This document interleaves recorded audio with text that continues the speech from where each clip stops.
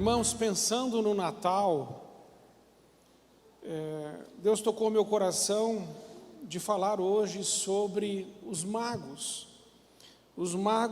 que foram fazer a visita para Jesus e entregar os presentes. Então hoje nós vamos aprender algumas lições que os magos vindos do Oriente nos ensinam. O texto está em Mateus capítulo 2, do verso 1 até o verso 12, e a versão que eu vou ler é a ARA, Almeida Revista e Atualizada. Mateus capítulo 2, a partir do versículo 1. Tendo Jesus nascido em Belém da Judéia, em dias do rei Herodes, eis que vieram os magos do Oriente a Jerusalém e perguntavam: onde está o recém-nascido rei dos judeus? Porque vimos a sua estrela no Oriente e viemos para adorá-lo. Tendo ouvido isso, alarmou-se o rei Herodes, com ele toda a Jerusalém.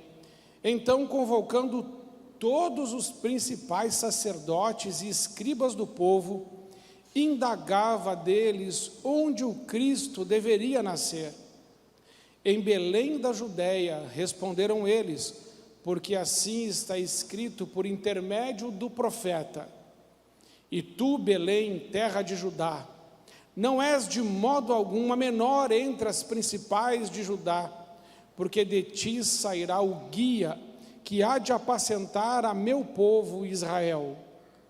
Com isso, Herodes, tendo chamado secretamente os magos, inquiriu deles com precisão quanto ao tempo em que a estrela aparecera. E enviando-os a Belém, disse-lhes: ide informar-vos cuidadosamente a respeito do menino, e quando o tiverdes encontrado, avisai-me, para eu também ir adorá-lo. Depois de ouvirem o rei, partiram, e eis que a estrela que viram no Oriente os precedia, até que chegando parou sobre onde estava o menino. E vendo eles a estrela, alegraram-se com grande e intenso júbilo. Entraram na casa, viram o menino com Maria, sua mãe, prostraram-se, o adoraram e, abrindo os seus tesouros, entregaram-lhe suas ofertas: ouro, incenso e mirra. Sendo por divina advertência prevenidos em sonho para não voltarem à presença de Herodes, regressaram por outro caminho à sua terra. Amém. O versículo 1 vai dizer: tendo Jesus nascido. Primeira coisa que eu quero que você preste atenção nesse texto é que Jesus nasceu, conforme foi profetizado. Gênesis capítulo 3, versículo 15, aonde vai trazer o relato da queda, onde Adão e Eva caíram, pecaram. Lá o próprio Deus já disse que do descendente da mulher virá aquele que esmagará a cabeça da serpente. Gênesis capítulo 3, versículo 15, faz a primeira menção de Jesus Cristo nas Escrituras. É a menção que ele viria, e ele viria para triunfar sobre a serpente, sobre o dragão, sobre Satanás, sobre todos os demônios. Isso está lá em Gênesis 3,15. Mas Isaías capítulo 9, versículo 6, também relata, 700 anos antes de Jesus nascer, o profeta Isaías profetiza. E profetiza que vai nascer um menino vai nascer. E o governo vai estar sobre os seus ombros. E ele será chamado o maravilhoso, o conselheiro, o Deus forte, o Pai da eternidade, o príncipe da paz. Um menino nos nasceu, um filho se nos deu, e o governo estará sobre os seus ombros. Está falando de Jesus. Ele é que é o maravilhoso conselheiro, Deus forte, o Pai da eternidade, e o príncipe da paz. Ele nasceu. O nascimento de Cristo marca a história de antes de Cristo e depois de Cristo. É muito importante entender o poder da palavra de Deus e como as promessas de Deus, todas elas se cumprem e nenhuma delas sequer vem a faltar. Porque Números 23, 19 diz que Deus não é homem para que minta, nem filho de homem para que se arrependa. Tendo ele prometido, ele cumpre. 1 Reis 8,56 também diz que todas as promessas que foram feitas por Deus, por intermédio de Moisés, nenhuma delas sequer deixou de se cumprir. Está lá, em 1 Reis 8,56. Tito, capítulo 1, versículo 2, diz que Deus não mente. E Tiago, capítulo 1, versículo 17, diz que toda boa dádiva e todo dom perfeito vem do Pai das luzes, em quem não há mudança, nem sombra de variação. O que isso quer dizer? Que Deus não muda. Quer dizer que quando Ele promete, é aquilo que Ele disse. A palavra de Deus é confiável. Por isso está escrito em Hebreus 13:8, Jesus Cristo é o mesmo ontem, hoje e será eternamente. Porque está falando do quê? Do caráter de quem prometeu, o Deus Todo-Poderoso, do Pai. Então, tendo Jesus nascido, isso é resultado de uma palavra de Deus, de uma promessa de Deus. O Natal não é um acaso. O Natal não surgiu de uma hora para outra. O Natal já foi pensado por Deus antes da fundação do mundo, porque Jesus Cristo morreu por nós antes da fundação do mundo. Então, tendo Jesus nascido em Belém da Judeia, em dias do rei Herodes, eis que vieram uns magos do Oriente a Jerusalém. Uns magos do Oriente. E eu quero hoje refletir junto com você que lições esses magos podem nos ensinar. E a primeira delas é que esses magos, eles vêm lá do Oriente, mas o versículo 2 vai dizer que eles estavam perguntando sobre o recém-nascido rei dos judeus, porque vimos a sua estrela no Oriente. A palavra de Deus não diz vimos uma estrela.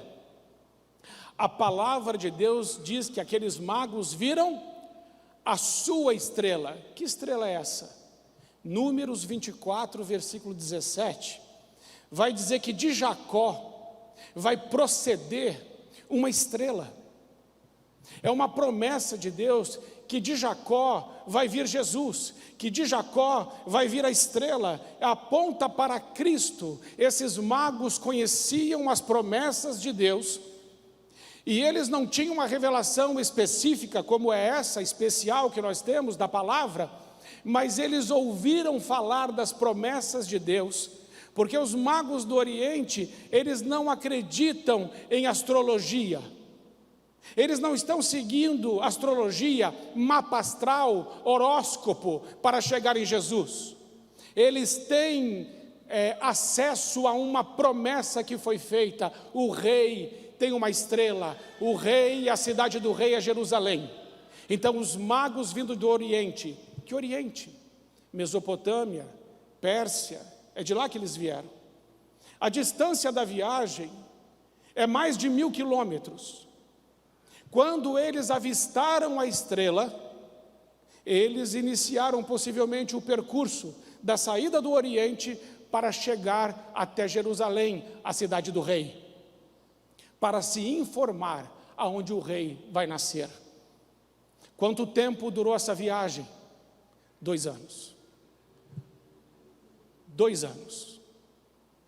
Eles saíram do Oriente e eles levaram 2 anos para chegar em Jerusalém.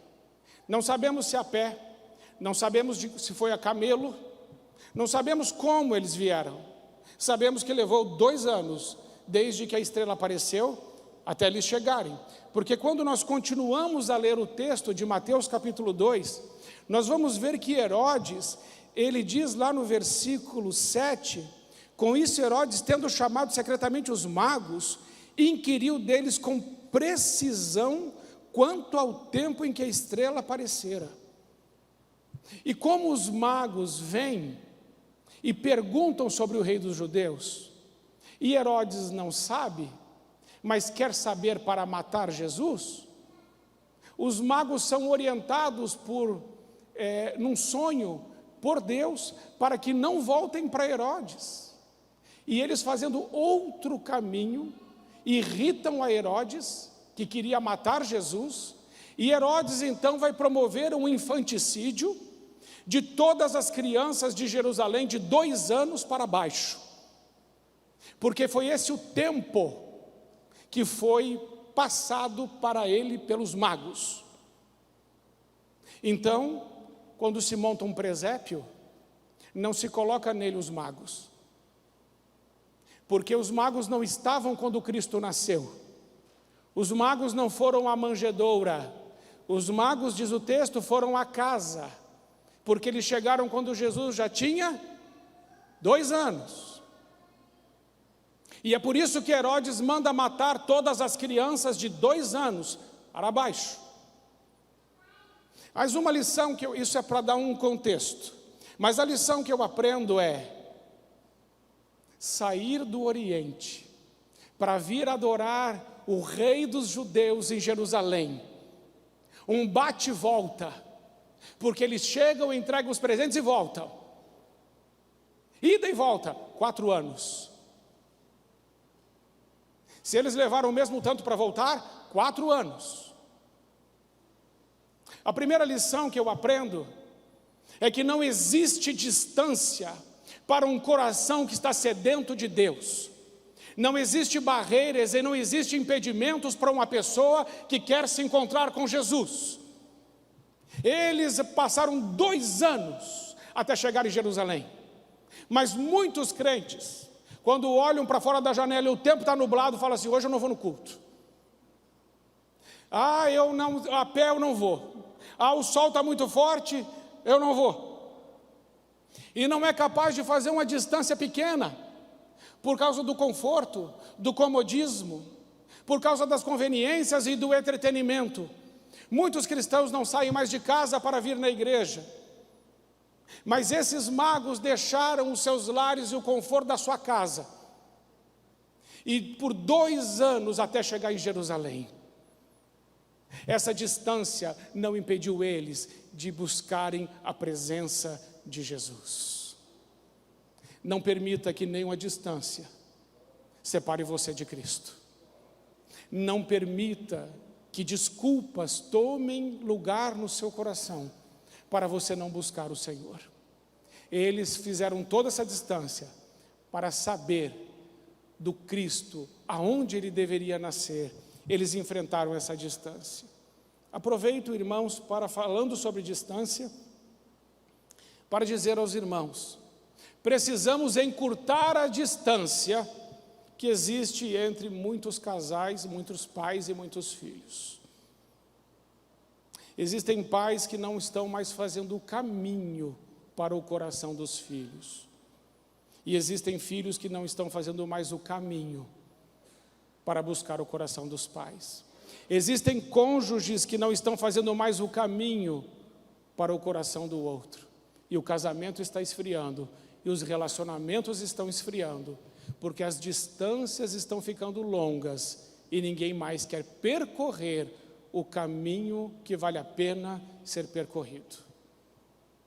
Aqui esse caminho valia muito a pena ser percorrido, e embora eles tivessem poucas informações, eles foram até Jesus e perguntaram: onde está o recém-nascido rei dos judeus? Porque vimos a sua estrela no Oriente e viemos para adorá-lo. Irmãos, a outra verdade que nós precisamos aprender nesse texto é o versículo 3. Tendo ouvido isso, alarmou-se o rei Herodes e toda Jerusalém. Irmãos, como assim? Como pode um rei ficar alarmado com a notícia de uns magos que vêm do Oriente, perguntando: onde está o rei dos judeus? E por que toda Jerusalém fica alarmada com uma pergunta de alguns estrangeiros? Um parênteses preciso abrir. Os magos não eram 3. Os magos não eram reis. A Bíblia não diz isso. Fecha parênteses. Então, Herodes ficou alarmado com essa notícia. E toda Jerusalém alarmada com essa notícia que o rei dos judeus nascera.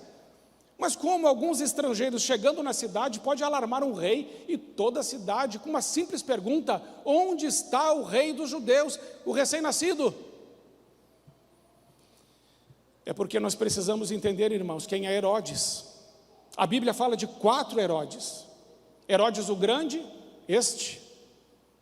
Herodes Antipas, que mandou matar João Batista e que zombou do nascimento de Cristo. Herodes Agripa I, que mandou matar Tiago a fio de espada e que prendeu o apóstolo Pedro. E Herodes Agripa II, que quando o apóstolo Paulo estava sendo julgado em Cesareia, quase se converteu esse Herodes, ouvindo o apóstolo Paulo falar sobre o Evangelho.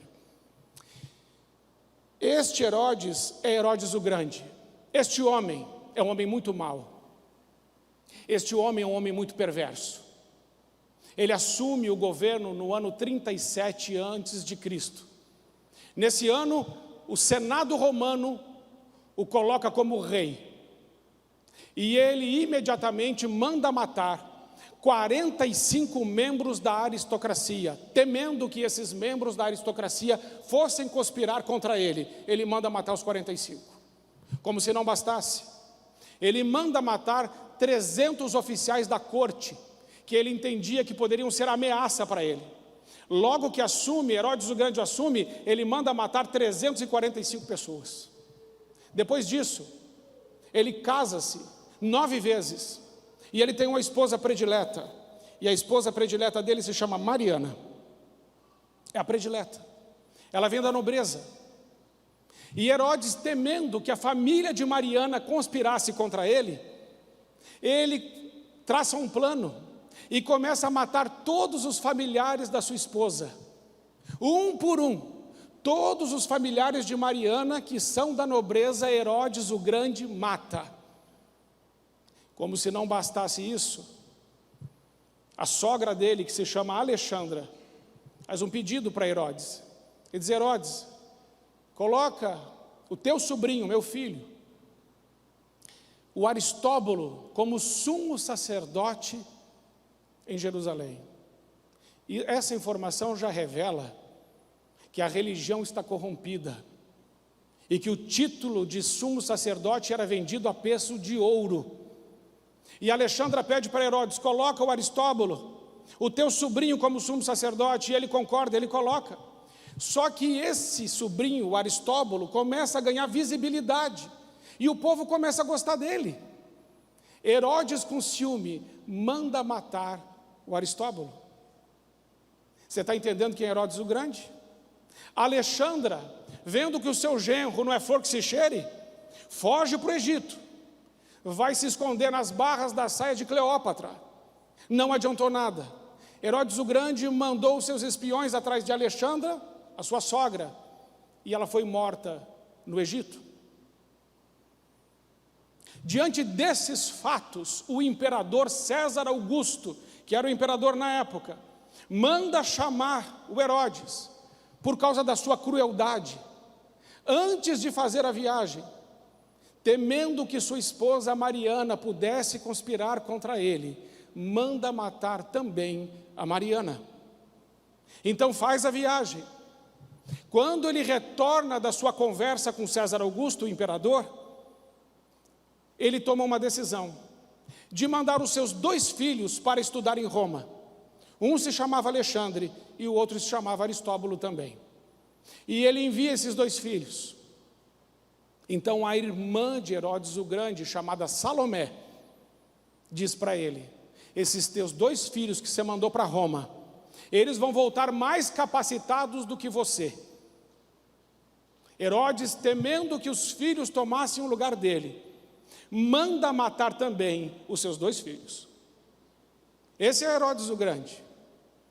E ele faz um pedido à sua irmã Salomé, e a sua irmã Salomé era pior do que ele, por isso que ela continuou viva.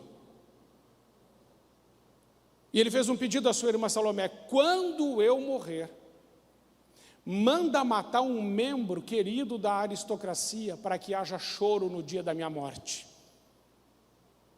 Esse é Herodes o Grande.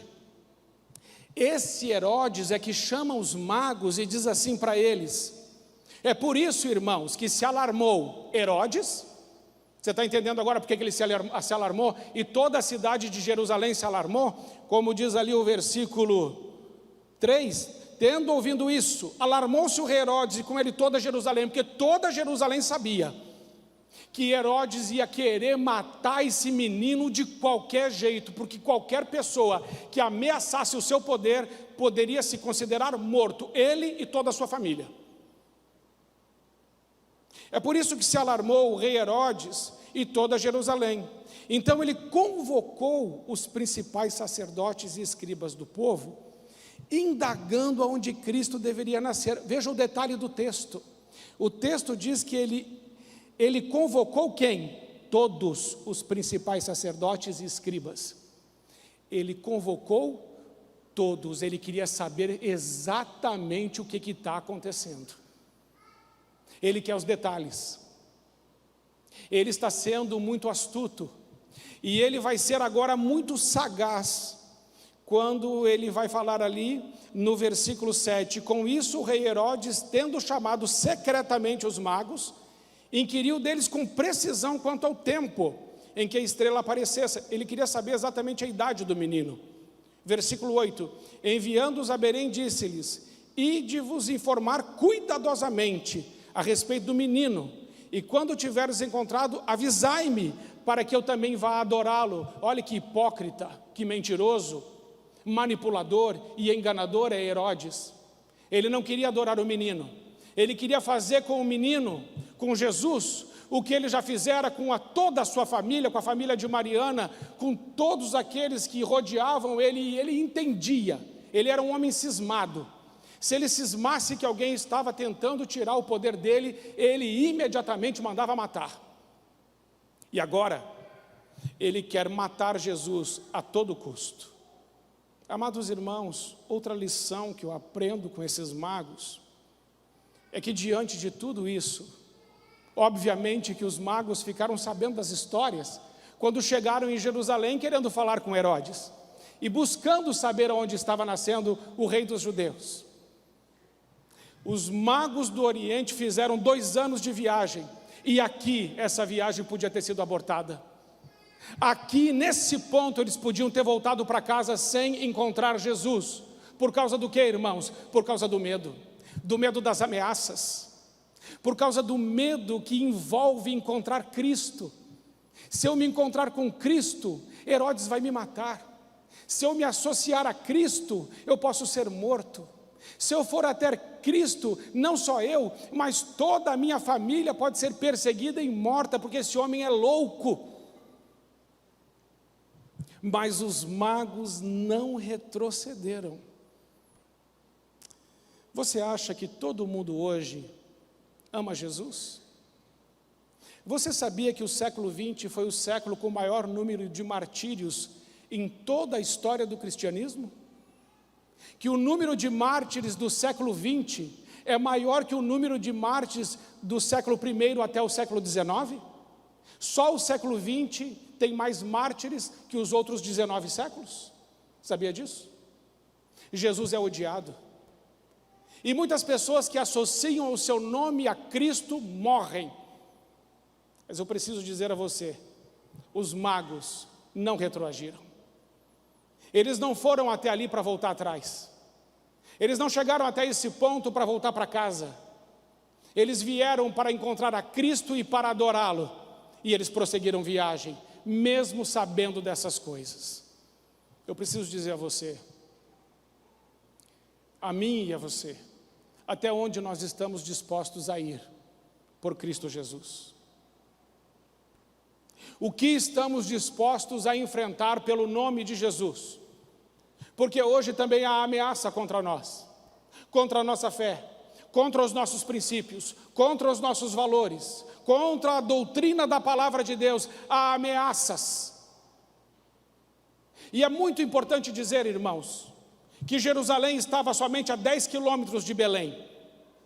Isso dá mais ou menos 1h30, 2 horas de caminhada, você já chegava. Os escribas e os sacerdotes principais, todos eles, sabiam exatamente onde Cristo ia nascer, porque eles leram Miqueias, capítulo 5, versículo 2, que diz que Jesus nasceria em Belém. Pois então, nenhum sacerdote foi, e nenhum escriba foi, só foram os magos. Você não acha isso interessante? Porque esses sacerdotes e escribas não foram também para Belém para conferir o nascimento daquele que é o Messias e o Salvador do mundo? Afinal de contas, os magos do Oriente não tinham essa informação, porque essa informação está nas Escrituras, eles não tinham acesso. Agora eles têm a informação e eles vão até Cristo. E isso fala muito de nós. Nós crentes temos as informações. Sabemos que Cristo nasceu, sabemos que Ele morreu por nós, sabemos que Ele nos deu poder e autoridade para pisar serpentes, escorpiões e todo o poder do inimigo, sem que nada nos cause dano algum. Sabemos que Ele é a nossa paz, que Ele é a nossa alegria, que Ele é a nossa esperança, que Ele é a nossa justiça, que Ele é a nossa força. Nós sabemos quem é Cristo, o Todo-Poderoso, como o texto diz, o maravilhoso conselheiro, o Deus forte, o Pai da eternidade, o príncipe da paz. Nós sabemos quem Ele é e que Ele está assentado num alto e num sublime trono. Nós sabemos disso. Mas nós vamos até Ele? Porque os escribas e os principais sacerdotes, nenhum foi. Ficaram aonde estavam. Olha o perigo de só ter informações sobre Jesus. Olha o perigo de só vir na igreja e ouvir a mensagem, ser rico em informações, ser rico em conhecimento, mas sem ousadia, sem coragem, sem paixão e sem amor para dar os passos necessários de sair de Jerusalém e de chegar até Belém. É só 1h30, mas eles não foram. Nós precisamos sair de Jerusalém, irmãos. Nós precisamos ir a Belém, porque é ali que está o Salvador. O que isso mostra? Precisamos sair do lugar da religiosidade, precisamos sair do lugar da superficialidade, precisamos sair do lugar só do entendimento intelectual. Nós precisamos ter a fé que nos move em direção a Cristo, em direção ao Salvador, e queremos fazer parte, nos associar ao nome de Jesus. É importante dizer que esses principais sacerdotes aqui representam o grupo dos saduceus. Os saduceus eram os liberais, ricos, e eles se aproveitavam de Roma para ganhar dinheiro através da fé. São os saduceus que fazem câmbio na casa de Deus. Sabe quando Jesus vira a mesa dos comerciantes e com um chicote os espanta? Lembram disso? São os saduceus. E Jesus disse para eles: não transformem a casa do meu pai num comércio. Os saduceus querem saber de dinheiro. Os saduceus querem saber de teologia da prosperidade. Os saduceus estão pregando o evangelho que não é o evangelho verdadeiro, e até hoje tem saduceu espalhado por aí tudo, você sabe disso. Transformando a casa de Deus num comércio. Não deram um passo fora de Jerusalém, porque Jerusalém estava muito bom. Todo o povo vinha para as festas, e para comprar os animais do sacrifício tinha que comprar deles. E se você tinha uma moeda estrangeira, você tinha que trocar com eles pela moeda do templo, e aí tinha que passar pelo câmbio, e eles ganhavam dinheiro. E o outro grupo, os principais escribas, representam os fariseus, os ortodoxos, aqueles que querem viver fielmente a lei, mas Jesus fala sobre eles em Mateus 23, dizendo: raça de víboras, hipócritas, vocês são como caixões caiados, lindos por fora, mas vocês são podres por dentro. O que Jesus está dizendo é: vocês querem me seguir, mas tudo o que vocês fazem é só externo, para ser observado pelos homens. Vocês não estão fazendo para mim, mas para os outros. oram nas esquinas das praças para serem vistos pelos homens. E é nesse contexto que Jesus diz, quando você for orar, entra no teu quarto, fecha a tua porta e ora em secreto, que o teu pai que te vê em secreto te recompensará. Não é público, é secreto, é eu e o Pai. Os fariseus não davam isso a Jesus. E os saduceus eram interesseiros, manipuladores, enganadores, gananciosos e ambiciosos. Os magos não se relacionaram com eles, não perderam tempo com eles, só ouviram o que eles falaram certo, o que estava na palavra. Outra lição que eu aprendo: quer encontrar Jesus? Leia a palavra. Quer encontrar Jesus? Coma a Bíblia. Quer encontrar Jesus? Ore a palavra. Quer encontrar Jesus? Estude a palavra. Jesus está na palavra.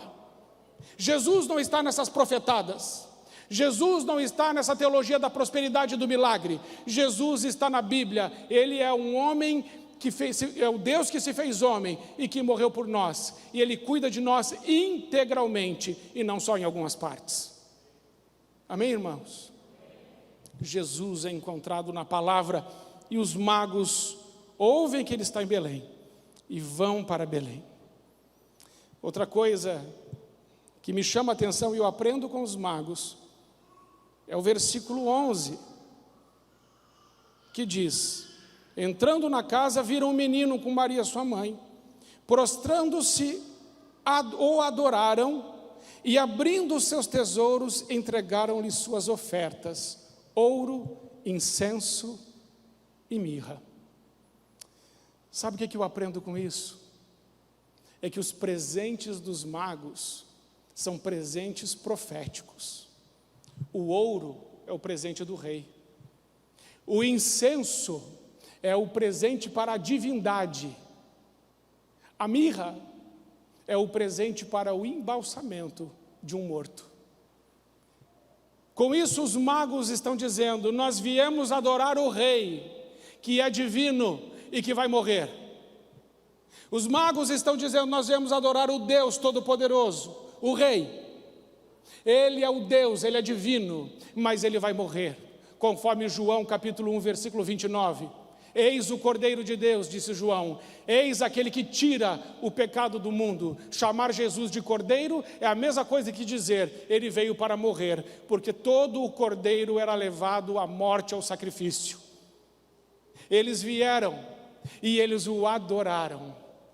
E a palavra de Deus diz que eles se alegraram quando viram a estrela, ou seja, quando chegaram na presença do Senhor, cumprindo o propósito que o Senhor os chamou.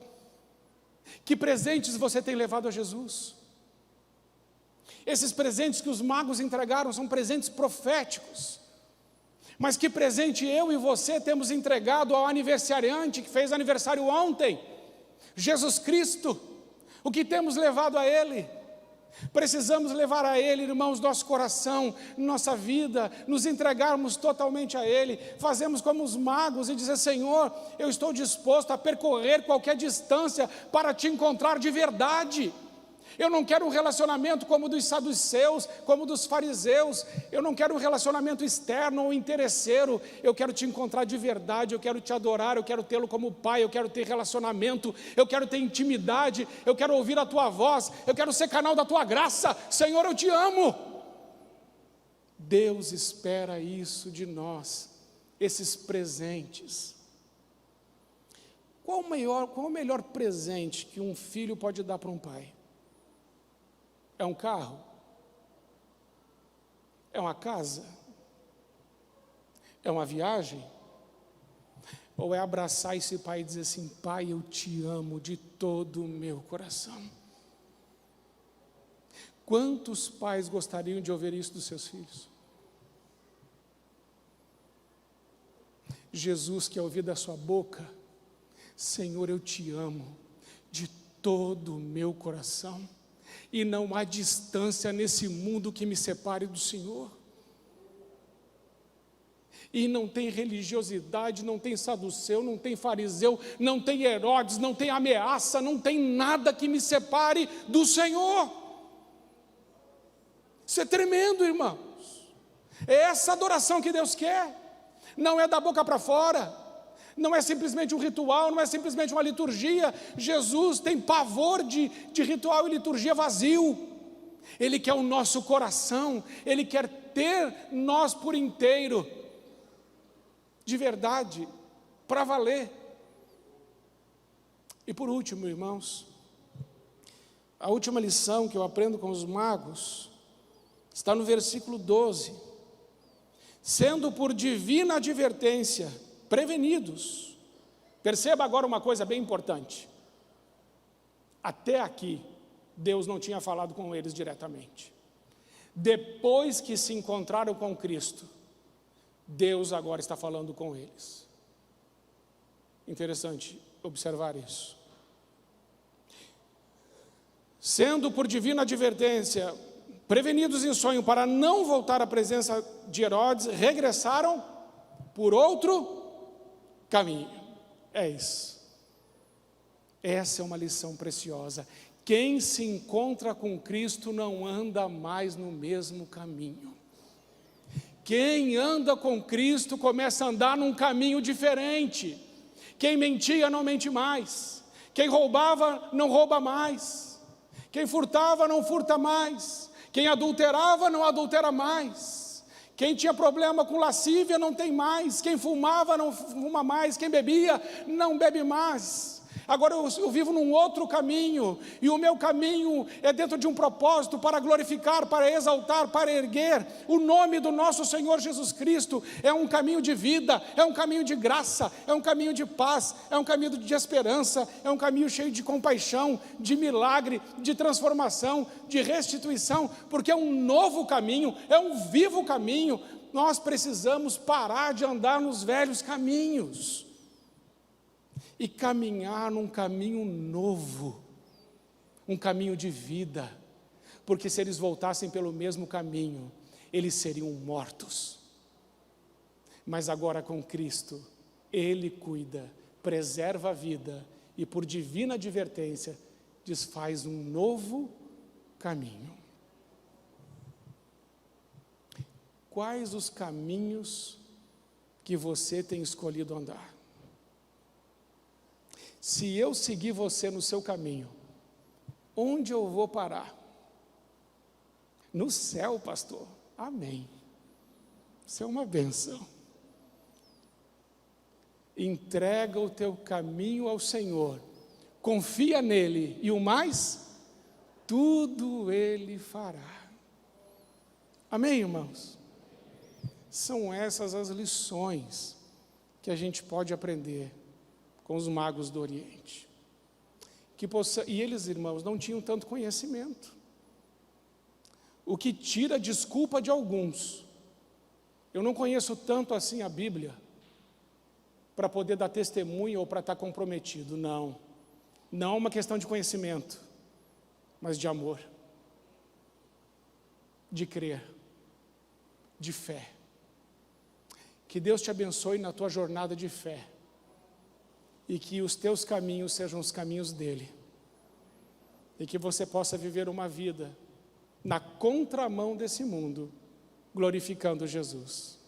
Porque essa é a igreja que Jesus deseja, que Jesus quer, e eu creio que Jesus tem. Amém, irmãos? Vamos ficar em pé, vamos orar.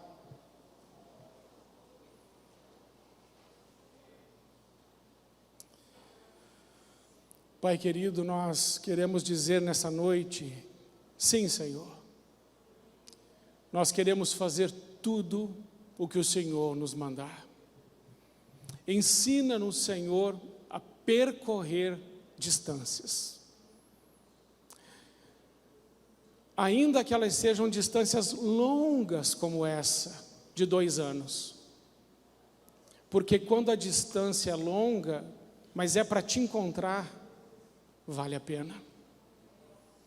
Ajuda alguns irmãos que estão aqui, Senhor, a percorrer a distância nos relacionamentos que foram quebrados, a fazerem um caminho que agrada ao Senhor e que engrandece o teu nome. Senhor, tira de nós todo o medo e toda a covardia. porque nenhum Herodes vai nos impedir de chegar até onde o Senhor está. E Pai querido, livra-nos do engano dos saduceus e dos fariseus. Faze-nos cristãos verdadeiros, autênticos, que têm fome e sede da Tua santa palavra. Cuidamos em encontrar o Senhor nas Escrituras. Ensina-nos, Senhor, a percorrer também esse caminho de volta para a Bíblia. Em nome de Jesus, nos ajude, Senhor. E Pai querido, obrigado por todas as lições que aprendemos nessa noite. Que os nossos caminhos glorifiquem o Teu nome. Consagramos nossa casa e nossa família ao Senhor. E concordamos que nós vamos entrar com esse coração em 2022. Dessa forma, temos convicção que seremos imparáveis no Senhor. No Senhor. Senhor, salva aqueles que ainda não Te conhecem. E usa as nossas vidas para levar salvação. Aqueles que ainda não Te conhecem precisam encontrar o Senhor. E podem encontrá-lo através das nossas vidas. Usa os nossos lábios para multiplicar o Evangelho. Usa a nossa vida para a Tua glória. Em nome de Jesus. Amém. Se você está aqui hoje e não entregou sua vida ainda a Jesus Cristo, mas quer tomar hoje essa decisão, eu quero entregar a minha vida a Jesus. Confesse Jesus como seu único e suficiente Senhor e Salvador. Me procure, eu posso te ajudar a entender algumas coisas, tirar algumas dúvidas, te orientar. Não existe decisão mais importante do que essa: confessar Jesus como seu único e suficiente Senhor e Salvador. Percorra esse caminho, é o único caminho que vale a pena ser percorrido.